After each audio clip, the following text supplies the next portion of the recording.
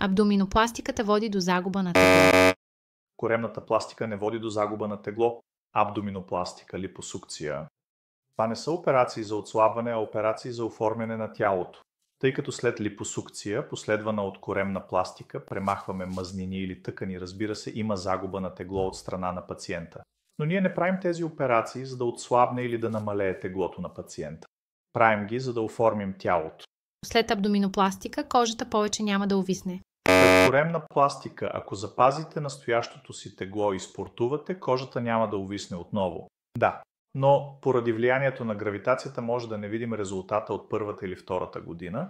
Коремната пластика е достатъчна сама по себе си, липосукция не е необходима. Това зависи изцяло от пациента. Ако пациентът има малко масна тъкан, но има сериозно увисване, коремната пластика е напълно достатъчна сама по себе си. Но ако трябва да направим и липосукция за оформяне, комбинираме коремната пластика с липосукция. Коремна пластика могат да си правят само жени. Разбира се, това е грешно. Коремната пластика се предпочита от мъжете също толкова, колкото и от жените.